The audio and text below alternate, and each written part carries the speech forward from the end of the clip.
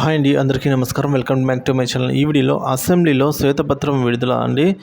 ఉద్యోగులపై కీలక నిర్ణయాలు అయితే విడుదలయ్యాయి. దానికి సంబంధించి పూర్తి వివరాలను ఈ వీడియో ద్వారా తెలుసుకుందాం. వీడియోని ఎక్కడ కానీ స్కిప్ చేయకుండా ఎండ్ వరకు చూడనప్పుడే పూర్తి ఇన్ఫర్మేషన్ అర్థమవుతుంది.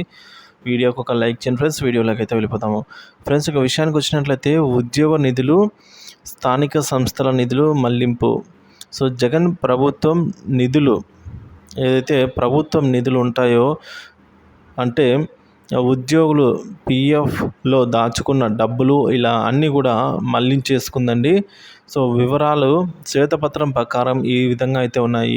ఉద్యోగుల పొదుపు సొమ్ముల మళ్లింపు మొత్తం 5,243 కోట్లు, 5,250 కోట్ల వరకు ఉందండి.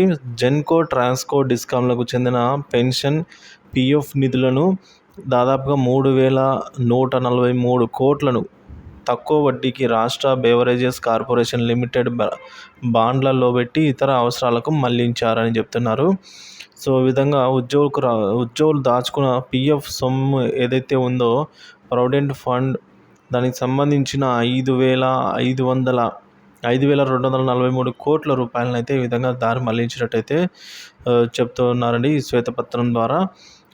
ఇప్పటి ప్రభుత్వం ఈ మొత్తాన్ని ఎలా రికవరీ చేయాలి, పీఎఫ్ సొమ్మును ఎలా మళ్ళీ రికవరీ చేయాలని అయితే ఆలోచనలు అయితే ఉంది ఫ్రెండ్స్.